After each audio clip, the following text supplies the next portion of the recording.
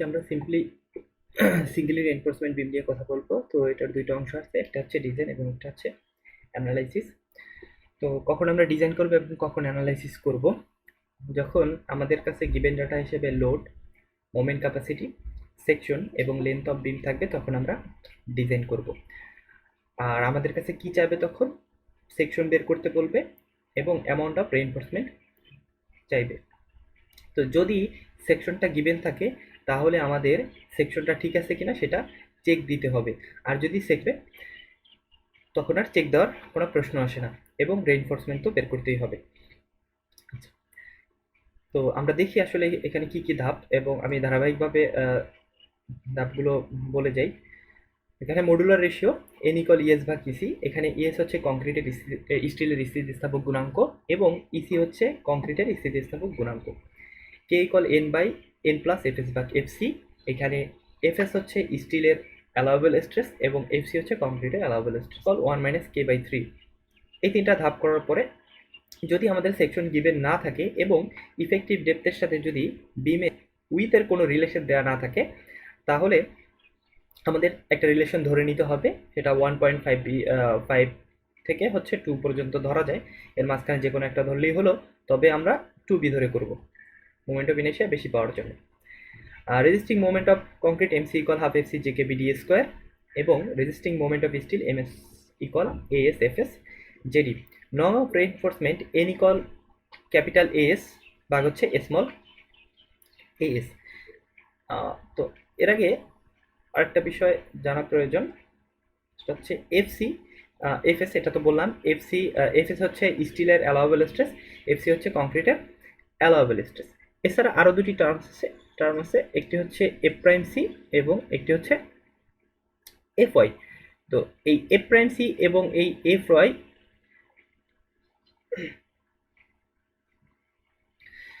এখানে এফসি হচ্ছে maximum stress of concrete এবং এফ ওয়াই হচ্ছে ইল্ড স্ট্রেস অফ স্টিল।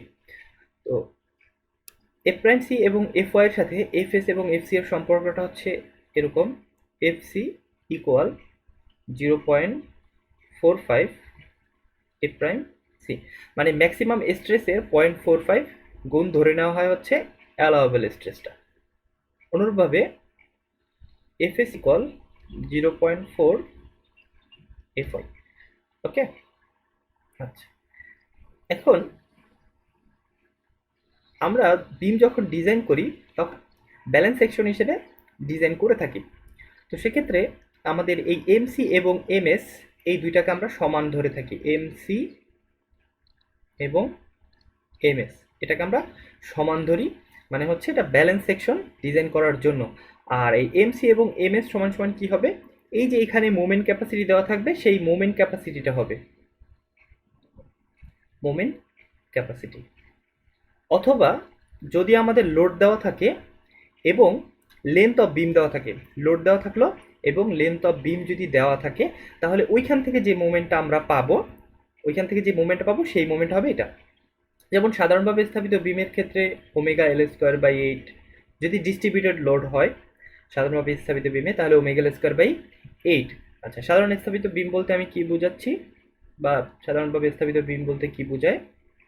এটা হচ্ছে একটা পিন সাপোর্ট, একটা হচ্ছে রোলার সাপোর্টের উপর জাস্ট একটা বিম যদি রেস্ট করে, তাহলে এটাকে আমরা সিম্পলি সাপোর্টেড বিম বলে থাকি বা সাধারণভাবে স্থাপিত বিম। তো এটার উপর যদি ডিস্ট্রিবিউটেড লোড, পুরো অংশটায় যদি ডিস্ট্রিবিউটেড লোড থাকে আর এটার লেন্থ যদি এল হয়, তাহলে এই যে ডিস্ট্রিবিউটেড লোড ধরে নিলাম ওমেগা, তাহলে এটার জন্য যে মোমেন্ট আসবে সেটা হচ্ছে ওমেগা এল স্কোয়ার বাই 8। আবার যদি এই সাধারণভাবে স্থাপিত বিমের মিড স্প্যানে যদি পয়েন্ট লোড থাকে, মিড স্প্যানে যদি পয়েন্ট, আর এর লেন্থ যদি এল হয়, এটা L/2, এটা হচ্ছে L/2 যেহেতু মিড স্প্যানে, তাহলে এই পয়েন্ট লোডের জন্য মোমেন্ট হবে PL/4। এগুলো আমরা মুখস্থ করে রাখবো, তাহলে অঙ্ক করতে সুবিধা হবে। তো যদি এই দুইটা কম্বাইন্ড থাকে, যে পয়েন্ট লোড আছে আবার হচ্ছে ডিস্ট্রিবিউটেড লোডও আছে, তাহলে এই দুইটা কি করব? ডিস্ট্রিবিউটেড লোডের জন্য ওমেগা এল স্কোয়ার বাই 8 আর পয়েন্ট লোডের জন্য হচ্ছে PL/4, এটা যোগ করে দিলেই হয়ে গেল। ওকে, এবারে সে যদি ক্যান্টিলিভার থাকে, তো ক্যান্টিলিভারে যদি ডিস্ট্রিবিউটেড লোড বা ইউডিএল থাকে, ইউনিফর্মলি ডিস্ট্রিবিউটেড লোড থাকে, তাহলে তার জন্য মোমেন্ট হলো ওমেগা এল স্কয়ার বাই 2, এবং পয়েন্ট লোডের জন্য মোমেন্ট হলো PL। সাপোর্ট থেকে যদি এল ডিস্টেন্সে একটা লোড পি কাজ করে, তাহলে এর জন্য মোমেন্ট হবে PL। আর যদি ডিস্ট্রিবিউটেড লোড থাকে এই এল অংশে, তাহলে ওমেগা এল স্কয়ার বাই 2। আর যদি এই দুইটাই থাকে, তাহলে এই দুইটা কি করে দেব, একত্রে যদি দুইটাই থাকে তাহলে এই দুইটা যোগ করে দেবো। তো এটা M1 আর এটা যদি M2 হয়, তাহলে এখানে M1 আর M যোগ করে দিলে আমরা মোমেন্ট পেয়ে যাব। তো আপাতত মোমেন্টের ক্ষেত্রে এগুলো জানলেই হবে। এবার সে মোমেন্ট ক্যাপাসিটি বা মোমেন্ট বের করার পর ওই মোমেন্টটা আমি এইখানে প্রথমে হচ্ছে এমসিতে বসাবো। তাহলে এমসি সমান সমান মোমেন্ট ক্যাপাসিটি বসাইলে এখান থেকে আমি যেটা পাবো সেটা হচ্ছে ডেপথ। এই যে এখানে 4 নম্বরে যে রিলেশনের কথা বলছি, সেই রিলেশনটা এখানে আমি ব্যবহার করলে ডেপথ পেয়ে যাবো, তার মানে ক্রস সেকশনটা পেয়ে যাচ্ছি। তো যদি আমার ক্রস সেকশন দেওয়া না থাকতো, তাহলে এইখানে যে ক্রস সেকশনটা পাবো সেটাই আমি অ্যাকসেপ্টেবল হিসেবে ধরে নিব। আর যদি আমার সেকশন দেয়া থাকতো, তাহলে এইখানে যে ডেপথ পেতাম বা সেকশনটা পেতাম, সেই সেকশনটা ঠিক আছে কিনা সেটা আমি এই 3টা কন্ডিশনের উপর বেস করে চেক দিব, বা ডিজাইনটা পরবর্তীতে চেঞ্জ করতেও হইতে পারে। কিভাবে সেটা, যে এইখানে আমি যেই ডিটা পেলাম সেই ডিটা হচ্ছে আমার কতটুকু প্রয়োজন, রিকোয়ার্ড যেটা। আর আমাদের যে গিভেন সেকশন থাকবে, সেই গিভেন সেকশনের যে ডেপথ থাকবে সেটা হচ্ছে ডি। গিভেন সেকশনের ইফেক্টিভ ডেপথ হচ্ছে ডি, আর এই সূত্র থেকে যেটা পাবো সেটা হচ্ছে ডি রিকোয়ার্ড। তো আমাদের গিভেন সেকশনের ডি যদি ডি রিকোয়ার্ডের থেকে হচ্ছে 1 ইঞ্চি থেকে, মানে এটা যদি মাইনাস করি, সেটার ডিফারেন্স যদি 1 ইঞ্চি বা 1 ইঞ্চির সমান হয় তাহলে ওকে। কিন্তু যদি মাইনাস করার পরে 1 থেকে বড় হয়ে যায়, তাহলে এটাকে আবার ডিজাইন করতে হবে। তো তখন আমরা কিভাবে ডিজাইন করব, যে বি এর ভ্যালুটা যে থাকবে গিভেন সেকশনের, যে বি এর ভ্যালুটা থাকবে, সেই বি এর ভ্যালুটা আমরা চেঞ্জ করে দিব, মানে কমাই নিয়ে আসবো। আর যদি ডি রিকোয়ার্ডটা বড় হয়ে যায় ডি এর থেকে, ডি রিকোয়ার মানে এই যে এইখান থেকে আবারও বলতেছি, এইখান থেকে যেটা পাবো সেটা হচ্ছে ডি রিকোয়ার, তাহলে আমরা কি করব, বি এর ভ্যালুটা চেঞ্জ করব। কিভাবে চেঞ্জ করব, বি এর ভ্যালুটাকে বাড়ায় দিব, বাড়ায় আবার হচ্ছে আমার ডিজাইনটা করতে হবে। ওকে, এরপর এখানে তো কাজ শেষ। এরপর হচ্ছে আমরা ওই একই মোমেন্ট এখানে ব্যবহার করে এখান থেকে আমরা এএসটা পেয়ে যাব, মানে টোটাল স্টিলের পরিমাণ এখান থেকে পেয়ে যাব। দেন আমরা কি করব, দেন হচ্ছে নাম্বার অফ রেইনফোর্সমেন্ট বের করব, ক্যাপিটাল এস ভাগ হচ্ছে স্মল এস। তো এখানে ওই যে এম এস সমান এএসএফ এস, যেটি এখান থেকে হচ্ছে আমি এএসটা পেয়ে যাব ক্যাপিটাল এস, আর স্মল এস হচ্ছে আমি রড ব্যবহার করতে চাই, যত মিলি রড ব্যবহার করতে চাই বা যত শুধু রড ব্যবহার করতে চাই ওই রডের এরিয়া। তাহলে আমাদের জানা প্রয়োজন যে আমরা অ্যাভেলেবেল রড কি আছে। তো এখানে অ্যাভেলেবেল রডগুলো হচ্ছে 6 মিলিমিটার, 8 মিলিমিটার, 10 মিলিমিটার, 12, 16, 20, 22, 25, 32, 35 মিলিমিটার। ওকে,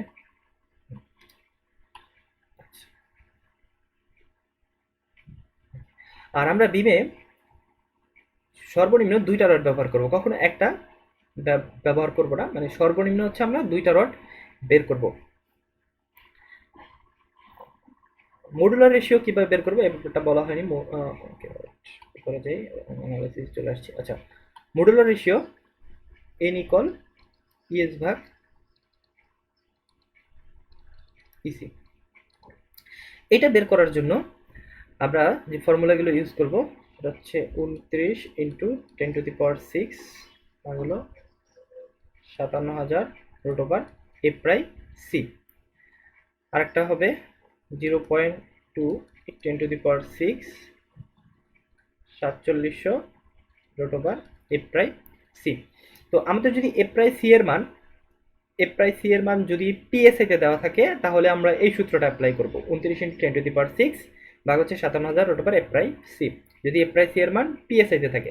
আর A/C এর মান যদি মেগাপ্যাসকেলে থাকে, তাহলে 0.2 ইন্টু 10⁶ হচ্ছে 4700 রুট ওভার A/C, এই সূত্রটা আমরা ব্যবহার করব। ওকে, তো এই হচ্ছে আমাদের ডিজাইন, ডিজাইন পার্ট। তো অঙ্ক করার সময় ব্যাপারগুলো আরও ক্লিয়ার হবে। এবার আমি চলে যাই অ্যানালাইসিসের ক্ষেত্রে আমাদের গিভেন ডাটা হিসেবে থাকবে সেকশন এবং অ্যামাউন্ট অফ রেইনফোর্সমেন্ট। আর আমাদের বের করতে হবে কি, লোড বের করতে হবে, মোমেন্ট ক্যাপাসিটি বের করতে হবে, লেন্থ অফ বিম বের করতে হবে। তাহলে আমরা বুঝে নেব যে হ্যাঁ এটা হচ্ছে অ্যানালাইসিস। যদি আমাদের কি আসছে সেকশন থাকে এবং রেইনফোর্সমেন্ট থাকে আর আমাদের লোড বের করতে বলে, মোমেন্ট ক্যাপাসিটি বের করতে বলে এবং লেন্থ অফ বিম বের করতে বলে, তাহলে আমরা বুঝে নেব এটা অ্যানালাইসিস। এখন ডিজাইনের সাথে অ্যানালাইসিসের পার্থক্যটা কোথায়? ডিজাইনের সাথে অ্যানালাইসিসের পার্থক্য কে, মূলত কে নির্ণয়ের পার্থক্যটা। তো এইখানে কে ইকল হচ্ছে root over rho n square plus 2 rho n, বাইরে হচ্ছে মাইনাস রো এন। তো এই রো এনটা হচ্ছে স্টিল রেশিও। যেহেতু আমার সেকশনটা গিভেন থাকে এবং রেইনফোর্সমেন্টটাও গিভেন থাকে, তাহলে আমি রো স্টিল রেশিও যে রো এটা বের করে নিতে পারি যে উপরে হচ্ছে স্টিলের এরিয়া ভাগ হচ্ছে বি ডি। এখানে বি হচ্ছে উইথ অফ দ্য বিম এবং ডি হচ্ছে ইফেক্টিভ ডেপথ অফ দ্য বিম। তো এখান থেকে আমি রো বের করতে পারি। আর এন তো মডুলার রেশিও আগে আলোচনা করা হয়েছে, এন এভাবে বের করে এখান থেকে আমি কেটাও বের করে নিব। এই হচ্ছে মূলত ডিফারেন্স। আর এমসি এবং এমএস, তো আমরা ওয়ার্কিং মোমেন্ট বা মোমেন্ট ক্যাপাসিটি বা হচ্ছে অ্যালাউবেল মোমেন্ট, এই তিনটা একই জিনিস। যদি এগুলো চাই তাহলে এই এমসি এবং এমএস এর মধ্যে যেটা ছোট সেটাই হবে আমাদের মোমেন্ট ক্যাপাসিটি, অ্যালাউবেল মোমেন্ট এবং ওয়ার্কিং মোমেন্ট। এখানে একটা বিষয়ে একটু আলোচনা করতে হবে, সেটা হচ্ছে যে ইফেক্টিভ ডেপথ বলতে আমরা কি বুঝি আর কাভারিং কত ধরবো, এই ব্যাপারটা বলতে হবে। ইফেক্টিভ ডেপথ হচ্ছে আমি যে রেইনফোর্সমেন্ট ব্যবহার করব, সেন্টার হবে, সেই রেইনফোর্সমেন্টের সেন্টার থেকে টপ পর্যন্ত যে ডিস্টেন্স, এটাই হবে আমার ইফেক্ট ডি। তাহলে এইখানে যে কাভারিংটুকু বাদ দিতে হবে। কাভারিং হচ্ছে রেইনফোর্সমেন্টের সেন্টার থেকে একবারে বাহির পর্যন্ত, এটা হচ্ছে কাভারিং। তো যদি আমার রেইনফোর্সমেন্ট এক লেয়ারে থাকে তাহলে আমরা কাভারিং ধরি 2 ইঞ্চি বা 50 মিলিমিটার। আর যদি আমার রেইনফোর্সমেন্ট 2 লেয়ারে থাকে, রেইনফোর্সমেন্টটা যদি এরকম 2 লেয়ারে প্লেস করা থাকে, তাহলে 2 লেয়ারে রেইনফোর্সমেন্ট প্লেস করা থাকলে আমরা কাভারিংটা ধরে থাকি হচ্ছে 3.5 ইঞ্চ বা অলমোস্ট এটা আসে হচ্ছে 87.5 মিলিমিটার। ওকে, তো এখন আমরা কিছু প্রবলেম সলভ করব। আশা করি প্রবলেম সলভ করলে আমাদের বিষয়গুলো ক্লিয়ার হয়ে যাবে, আমরা ক্লিয়ারভাবে বিষয়গুলো বুঝতে পারবো। আচ্ছা, এখানে আমরা এক্সাম্পল 1টা দেখি। এখানে কি বলছে যে 6 মিটার স্প্যান বিশিষ্ট একটি সাধারণভাবে স্থাপিত বিম। তাহলে আমি এগুলো লিখে ফেলি। এল ইকুয়াল হচ্ছে 6 মিটার স্প্যান বিশিষ্ট একটি সাধারণভাবে স্থাপিত বিমের ক্রস সেকশন ও লোহার পরিমাণ বের করো। দেওয়া আছে, এটা এফসি, এটা ভুল আছে, এটা হবে f prime c. F prime c হচ্ছে মেগাপ্যাসকেল। আর ওমেগা এফএস দেওয়া আছে হচ্ছে কত, 140 মেগাপ্যাসকেল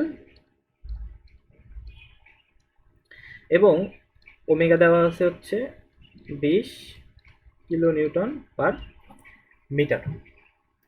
তো খেয়াল করি যে এখানে আমাদের কাছে গিভেন ডাটা হিসেবে কি আছে, আমাদের কাছে গিভেন ডাটা হিসেবে আছে লেন্থ অফ বিম এবং লোড আছে, কত ডিস্ট্রিবিউটেড লোড আছে এটাও বিমে কত ডিস্ট্রিবিউটেড লোড আসতেছে এটা দেওয়া আছে।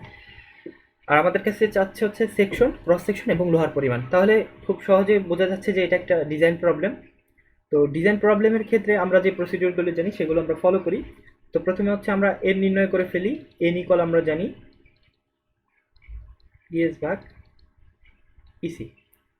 তাহলে যেহেতু এইগুলো হচ্ছে এই মেগাপ্যাসকেল আছে, এফ প্রাইসি কিসে আছে, মেগাপ্যাসকেলে আছে, তাহলে এটা আমরা, ওকে দুঃখিত, এটা আসলে এটা এফসি হবে, এফ প্রাইসি না, এটা এফসি হবে। তো এটা যেহেতু মেগাপ্যাসকেলে আছে তাহলে আমরা এই সূত্রটা ইউজ করব, 10⁶ 4700 রুট ওভার এফ প্রাই সি। তো এফ প্রাই সিটা আমরা বের করে নিব। কীভাবে বের করব, আমরা ওই যে রিলেশনটা জানি, এফসিটি 0.45 এফ প্রাই সি। এই সূত্র থেকে আমরা বের করে নিয়ে এখানে এন এর মানটা পেয়ে যাব। তো আমি লিখে রাখি, এখানে এন এর মান আসতেছে হচ্ছে তো 9 থেকে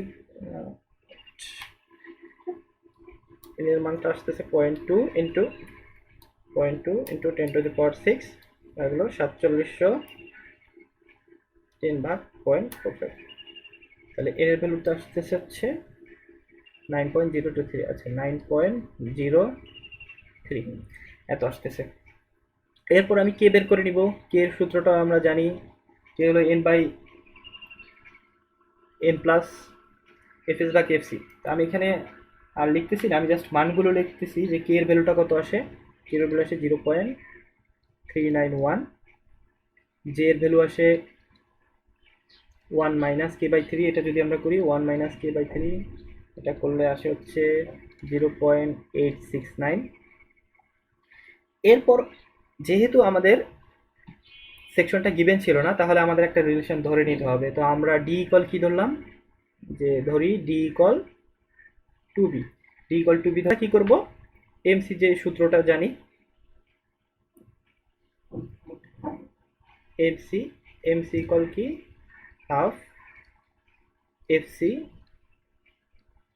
J K b square. MC equal half FC J k BT square. তাহলে এখানে আমরা এফসি জানি, জে জানি, কে জানি, এবং ডি এর মধ্যে রিলেশন আমরা ধরে নিছি। আর এমসি কোথায় পাবো, এমসি আগে বেন দেওয়া আছে, আর এটা বলা আছে সাধারণভাবে স্থাপিত বিম। তাহলে এখানে হবে কি ওমেগা এল স্কোয়ার বাই 8। এটা হবে কি আমাদের এমসি, এটাই হবে আমাদের এমএস। আচ্ছা, এখন এখানে আমি এইটা জাস্ট বের করে দেখি, আমি এগুলো মুছে দিচ্ছি যেহেতু আমার এখানে জায়গা কম, মুছে দিচ্ছি। এসে দেখি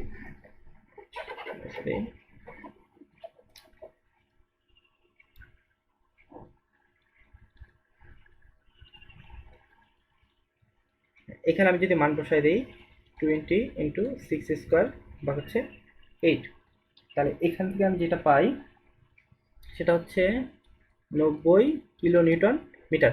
এখন আমার যেহেতু এফসি এফএস এইগুলো হচ্ছে মেগাপ্যাসকেলে দেওয়া আছে, ওইটার সাথে মিলায় আমি এই এককটা রাখবো। তাহলে মেগাপ্যাসকেলে দেওয়া আছে মানে নিউটন পার মিলিমিটার স্কোয়ার, তাহলে আমি এইটাকে হচ্ছে নিউটন পার মিলিমিটার স্কোয়ারে নিয়ে যাব। তাহলে 9 ইন্টু 10⁶ নিউটন মিলিমিটারে চলে গেল। এবার আমি ওই যে এমসির যে সূত্র, MC equal half FC J K BD, তাহলে 90 ইন্টু হলো 10⁶ ইকুয়াল হলো half FC J K BD square, BD square. তাই বি ইকুয়াল কি পাইছিলাম, বি ইকুয়াল হচ্ছে ডি বাই 2, যেহেতু ডাবল ধরে নিয়েছিলাম, আর এখানে হচ্ছে ডি স্কোয়ার। তাহলে এইখান থেকে আমরা ডেপথ পেয়ে যাব। ডেপথ কত পাই আমরা, এখানে 237 মিলিমিটার ডেপথ পাই। তো এখান থেকে আমাদের কাজ শেষ, ক্রস সেকশন বের হয়ে যাবে, ডেপথ পেয়ে গেলাম। তাহলে এখান থেকে আমরা বিও পেয়ে যাব, যে পেয়ে গেছি বিও পেয়ে যাব এই রিলেশন থেকে, যে ডি ইকুয়াল টু বি, এইখান থেকে আমি বিও পেয়ে যাব। এরপর আমরা কভারিং হিসাবে 50 মিলিমিটার ধরে নিতে পারি, যেহেতু এগুলো মিলিমিটার আসছে। কভারিং হিসেবে 50 মিলিমিটার ধরে আমি সেকশনটা বলে দিতে পারি, বা সাইজ কত এটা বলতে পারি। ওকে, তো এটা আমার সেকশন হয়ে গেল। এখন আসি রেইনফোর্সমেন্ট। তো প্রথমে আমাদের এমএস এই সূত্রটা অ্যাপ্লাই করতে হবে। MS equal AS FS JD.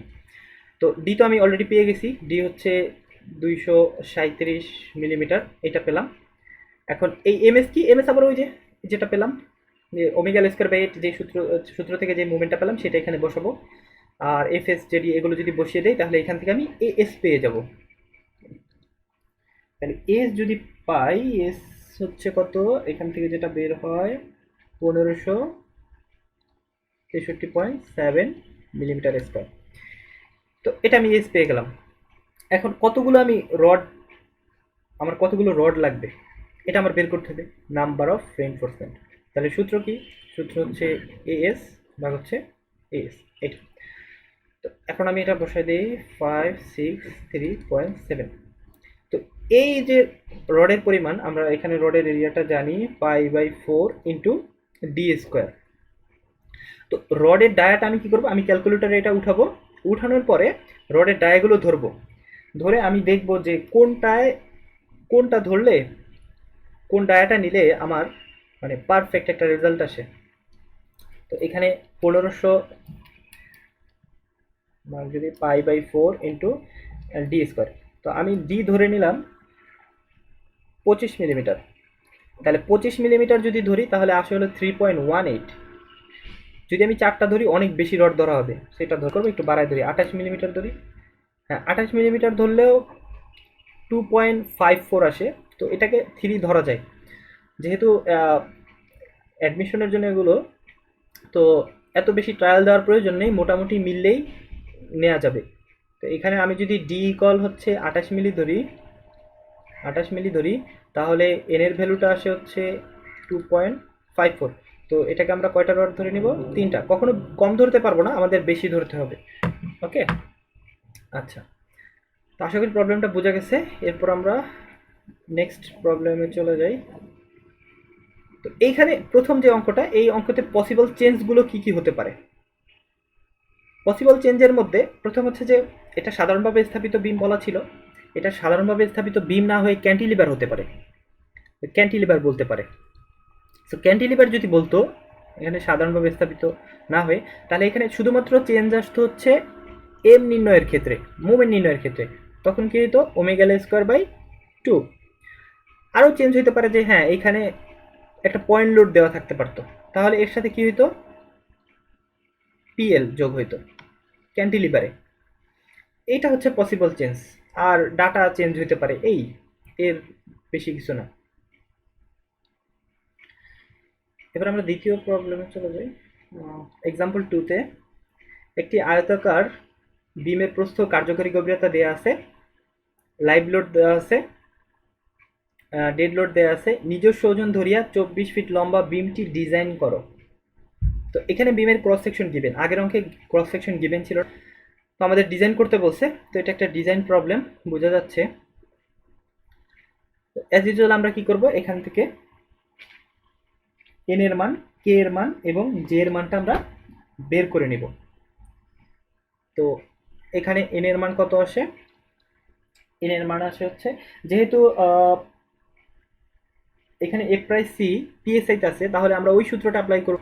29 × 10⁶ 57,000 √/, F prime C, এই সূত্রটা অ্যাপ্লাই করবো। এখানে এফ প্রাইস সি এর মান বসাই দিব। তাহলে এটা বসাই দিলে এন এর ভ্যালু যেটা আসে সেটা হচ্ছে 9.28। ওরা 9 ধরছে, তো আমরা 9.28 ধরবো, পূর্ণাঙ্গ 9 ধরবো না, 9.28 ধরবো। এরপর কে এর ভ্যালু, কে এর সূত্রগুলো জানি, সূত্র বসাই আমরা হচ্ছে কে এর ভ্যালু বের করে ফেলবো 0.378। তারপর জে এর ভ্যালু আসছে 0.874, এগুলো আসছে। ওকে, এবার এখানে লাইভ লোড দেওয়া আছে, ডেড লোড দেওয়া আছে, তাহলে লাইভ লোড ডেড লোড যোগ করব এবং বিমের নিজস্ব ওজন ধরবো। তাহলে বিমের নিজস্ব ওজনটা আমরা কিভাবে বের করব? আমরা 1 মিটার দৈর্ঘ্য বিবেচনা করে নেব, 1 মিটার। আর বিমের ক্রস সেকশন কত? 14 ইঞ্চি ভাগ হচ্ছে 12 ইন্টু, এখানে কার্যকরী গভীরতা দেওয়া আছে 22 ইঞ্চি। তো আমরা যদি 2 ইঞ্চি হচ্ছে কভারিং দিই, তাহলে এখানে হবে 24 ভাগ হলো 12। তো এটা হচ্ছে এক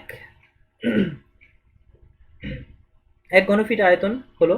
তো আমরা কি করব, এখন কংক্রিটের একক আয়তন দ্বারা এটাকে গুণ দিয়ে দিব, তাহলে আমরা লোড পার ইউনিটে পেয়ে যাব। তো আমাদের কংক্রিটের একক ইউনিট ওয়েট কত?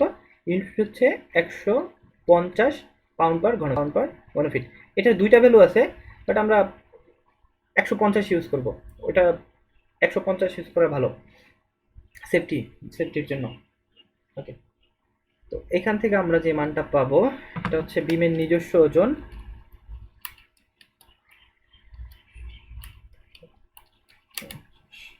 আসে হচ্ছে 350 পাউন্ড পার ফিট।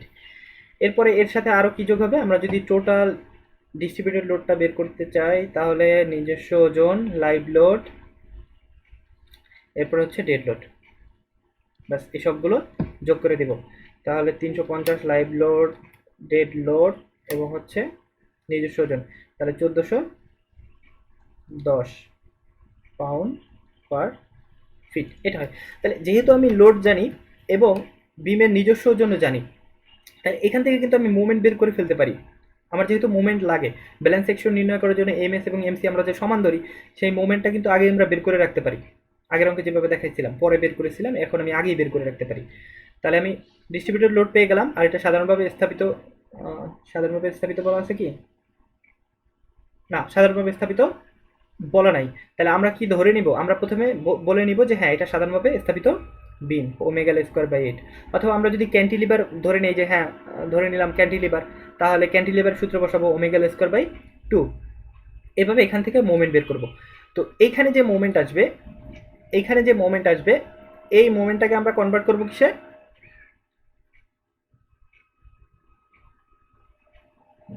এই মোমেন্টটা আমরা কনভার্ট করব পাউন্ড ইঞ্চিতে। যেহেতু f prime c f s এগুলো হচ্ছে পিএসএতে দেওয়া আছে, পাউন্ড পার ইঞ্চি স্কোয়ারে দেওয়া আছে। তো এইখান থেকে যে মোমেন্টটা আমরা পাবো এটা মূলত পাবো হচ্ছে পাউন্ড ফিটে। এরপর আমরা এটাকে কি করব, পাউন্ড ইঞ্চিতে নিয়ে যাব, কেননা আমার এফ প্রাইস সি এবং এফ এস পাউন্ড ইঞ্চিতে আছে। দেন অ্যাজ ইউজুয়াল আমরা কি করব, এমসি যে সূত্র ওইটা আমরা অ্যাপ্লাই করব। MC equal half f c j k PD square. কি হলো, MC equal half f c j k PD square, এই সূত্র অ্যাপ্লাই করব। তাহলে ওইখান থেকে আমরা যে মোমেন্ট পেলাম সেই moment MC equal half f c j কে বি ডি স্কোয়ার। তো এখানে আমি এমসি ইকুয়াল হচ্ছে প্রথমে যে লোড ক্যালকুলেশন করলাম তো সেটা বসিয়ে দিলাম। এরপর half FC J K B, আর ডি যেটা রিকোয়ার্ড আমি এখানে ডি রিকোয়ার্ডটা বের করলাম। ডি রিকোয়ার্ড বের করার পর দেখা গেল যে 19.75 আসছে। তো আমাদের শর্ত অনুযায়ী যেহেতু আমাদের ডি রিকোয়ার্ডটা ছোট আসছে, মানে ডি মাইনাস, আমরা যদি উপরে একটু যাই এখানে যে শর্তগুলো ছিল প্রথমে যে ডি মাইনাস ডি রিকোয়ার্ড, এটা যদি বিয়োগ করলে হচ্ছে 1 থেকে বড় হয়, তাহলে বি এর ভ্যালুটা কমায় আবার ডিজাইন করতে হবে। তো যেহেতু অ্যাডমিশন, তো অ্যাডমিশন পার্টে আমরা এইটা আবার ডিজাইন করব না। আমরা এখানে কি করব, বড়জোর লিখে দিতে পারি যে হ্যাঁ এটা ডিজাইন করা যেতে পারে, বাট আমরা আবার কিন্তু ডিজাইন করব না। তো আমরা দেখব যে এটা জাস্ট আমাদের যে ডি দেওয়া আছে সেটা থেকে ছোট আছে কিনা। তাহলে আমরা কি করব, ধরে নিব যে হ্যাঁ আমাদের ডিজাইন আমরা কমপ্লিট করতে পারবো। আমরা আর কিছু এখানে করব না, যে এখানে বিটা চেঞ্জ করে, অ্যাডমিশনের কথা বলছি যেহেতু অ্যাডমিশনে, তো এটা আমরা চেঞ্জ করে পুনরায় আবার ডিজাইন করব না। আমরা শুধু দেখব যে এইখানে যে ভ্যালুটা, ওই ভ্যালুটা আমাদের যে গিভেন ভ্যালু ছিল, গিভেন ইফেক্টিভ ডেপথ ছিল তার থেকে ছোট আছে কিনা। যদি ছোট থাকে তাহলে আমরা ওকে ধরে নিব। ওকে, তো এখানে যেহেতু আমাদের যে রিকোয়ার্ড ডিটা আছে সেটা আমাদের গিভেন ডি থেকে ছোট আসছে, তার মানে আমরা ধরে নিব যে হ্যাঁ এটা ওকে আছে। এরপর আমরা এই সূত্রের সাহায্যে, এটা নতুন সূত্র নয়, ওই এমএসসি কল এএসএফএস যেটি সেই সূত্র থেকে এটা আসে।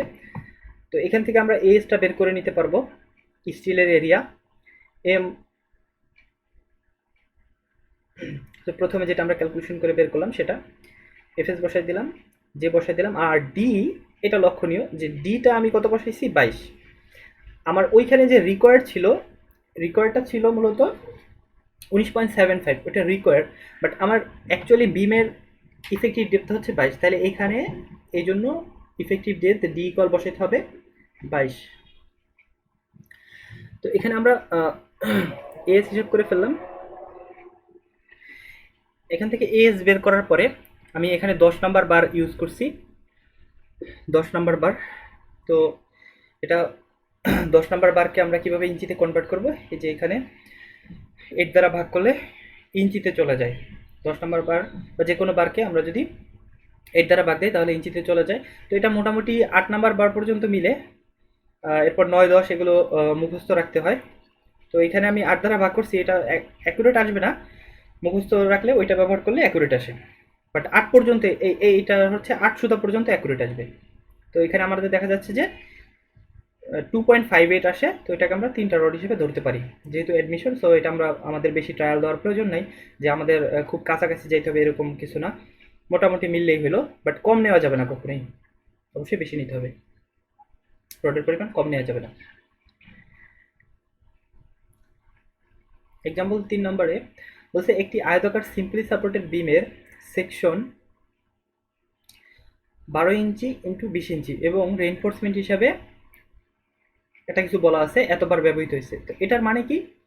এটার মানে হচ্ছে এখানে 3 মানে 3টি, এটার মানে হচ্ছে 3টি, আর এটা দ্বারা বোঝাচ্ছে হচ্ছে 3টি 6 নাম্বার বার। এফএস দেওয়া আছে, এফসি দেওয়া আছে। বলছে যে maximum working moment or moment capacity or allowable movement একই জিনিস। তো আমরা কি করব, যেহেতু এটা আমরা বুঝতেই পারতেছি এখানে ওয়ার্কিং মোমেন্ট চাচ্ছে, তার মানে এটা একটা অ্যানালাইসিস প্রবলেম। অ্যানালাইসিসের যে স্টেপগুলো আছে সেই স্টেপগুলো আমরা ফলো করব, তাহলে এটা হয়ে যাবে। তো স্টেপগুলো কি কি? প্রথমে হচ্ছে আমরা এন নির্ণয় করব। যেহেতু কেএসআইতে আছে, আমরা জাস্ট এটাকে পিএসআইতে বানিয়ে নেব। এরপর পিএসআইয়ের জন্য যে সূত্র ছিল সেটা অ্যাপ্লাই করে আমরা এখান থেকে এন এর ভ্যালুটা বের করে ফেলবো। এরপর আমাদের রো ক্যালকুলেশন করতে হবে, যেহেতু আমার এখানে এরিয়া দেওয়া আছে এবং কতগুলো রেইনফোর্সমেন্ট ব্যবহার করছি, মানে অ্যামাউন্ট অফ রেইনফোর্সমেন্টটা দেওয়া আছে, তাহলে আমি এখান থেকে রো বের করে ফেলতে পারি। এএস বা হচ্ছে বি ডি। তাহলে এএস কত? 3টা ব্যবহার করা হয়েছে, 3 ইন্টু পাই/4 6 নাম্বার, তাহলে 6/8 স্কোয়ার, ব্যাস এটা ইঞ্চিতে চলে গেল। আর বি কত দেওয়া আছে? বি দেওয়া আছে হচ্ছে 12।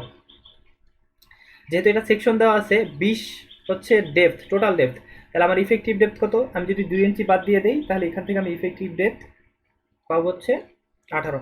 তাহলে এখান থেকে আমি রো বের করে ফেলবো। এরপরে কে এর যে সূত্রটা জানি অ্যানালাইসিসের জন্য, rho n square minus 2 rho n, এইটার উপরে পুরোটার উপরে রুট ওভার মাইনাস হলো রো এন। এই সূত্র থেকে আমরা কে বের করব। কে বের করার পরে জে বের করব। জে বের করার পর আমরা কি করব, resisting moment of concrete half FC J K b BD square. এই জায়গা থেকে হচ্ছে আমরা কি বের করব, কংক্রিটের রেজিস্টিং মোমেন্ট। আর M S equal AS FS j d. এখান থেকে আমরা স্টিলের রেজিস্টিং মোমেন্ট বের করব। এরপর এই দুইটার মধ্যে যেটা ছোট সেটা হবে আমাদের ওয়ার্কিং মোমেন্ট। তো এটা আসলে আমরা কেন ছোটটা নিব, যদি আমরা তো অ্যানালাইসিসে আর কি চাইতে পারে আমাদের কাছে চাইতে পারে যে এখানে কত ডিস্ট্রিবিউটেড লোড দেওয়া যাবে অথবা বিমের লেন্থ কত। তাহলে আমরা কি করব, ওই যে দুইটা এমসি এবং এমএস বের করলাম, সেখান থেকে কম্পেয়ার করে ওয়ার্কিং মোমেন্ট আর মোমেন্ট ক্যাপাসিটি যে বের করলাম, সেটা সমান সমান আমরা কি লিখবো, ওমেগা এল স্কোয়ার বাই 8 যদি আমাদের সাধারণভাবে স্থাপিত বিম হয়, তাহলে ওমেগা এল স্কোয়ার বাই 8 যদি ইউডিএল হয়, আর যদি ক্যান্টিলিভার হয় তাহলে ওমেগা এল স্কোয়ার বাই 2। তো এক্ষেত্রে হচ্ছে যদি আমাদের কাছে এই ওমেগাটা চায়, মানে ডিস্ট্রিবিউটেড লোড চায়, তাহলে অবশ্যই লেন্থ দেওয়া থাকবে। আর যদি আমাদের কাছে লেন্থ চায় যে বিমের লেন্থ কত, তাহলে অবশ্যই ডিস্ট্রিবিউটেড লোডটা দেওয়া থাকবে, একটা কিছু দেওয়া থাকবে, যেখান থেকে আমরা অন্য যেটা আমরা জানি না সেটা আমরা বের করে নিতে পারবো। তো এইটাই হচ্ছে আসলে পসিবল চেঞ্জ থাকতে পারে। আরেকটা বিষয় আলোচনা করতে হবে, সেটা হচ্ছে যে যদি সাধারণভাবে স্থাপিত বিম হয়, যে এরকম ক্রস সেকশন যদি দেয়া থাকে, ক্রস সেকশন দেয়া আছে এবং এই প্রথম যেটা এখানে যে প্রথমটা দেখা যাচ্ছে, এটা আমি বললাম যে এটা হচ্ছে সাধারণভাবে স্থাপিত বিম, আর দ্বিতীয়টা আমি বললাম যে এটা ক্যান্টিলিভার বিম। তাহলে প্রথমটার ক্ষেত্রে যেহেতু এটা সাধারণভাবে স্থাপিত বিম, এইটার কেবলমাত্র এই নিচের রডগুলো হিসাবে আসবে। আর যেহেতু এটা ক্যান্টিলিভার, এই ক্যান্টিলিভারের উপরের রডগুলো হিসেবে আসবে, কারণ আমরা টেনশাল স্টিল নিয়ে এখানে হিসাব নিকাশ করি সিঙ্গেলি রেইনফোর্সমেন্ট বিমে। তবে ডাবলি রেইনফোর্সমেন্ট বিমে আমার উপরেরটা হিসাবে আসতেও পারে, নাও আসতে পারে। সেটা যখন ডাবলি রেইনফোর্সমেন্ট বিম সলভ করব বা ওইটা নিয়ে আলোচনা করব, তখন আমি এই ব্যাপারটা ক্লিয়ার করে দিব যে এই শুধুমাত্র নিচেরটা, এখানে বললাম যে নিচেরটা আমি কাউন্ট করব, নিচের রডগুলো, উপরেরটা নিব না। মানে হচ্ছে এখানে যখন আমি এএস বের করব, ক্যাপিটাল এএস বের করব, তখন আমি নিচের 5টা রড ব্যবহার করব সিম্পলি সাপোর্টেড বিমের জন্য, আর ক্যান্টিলিভারের জন্য হচ্ছে উপরেরগুলো। তবে ডাবলি রেইনফোর্সমেন্ট যদি হয় তখন আমাদের উপরেরটা হিসাবে আসবে। ওকে, তো এই বিষয়টা হচ্ছে ডাবলি রেইনফোর্সমেন্টে ক্লিয়ার করব। তো আশা করি সিঙ্গলি রেইনফোর্সমেন্ট প্রজেক্টের যে প্রবলেমগুলো দেখালাম এগুলো করলে সিঙ্গেলি রেইনফোর্সমেন্ট ক্লিয়ার হয়ে যাবে আর এখানে কোনো প্রবলেম থাকবে না। ধন্যবাদ।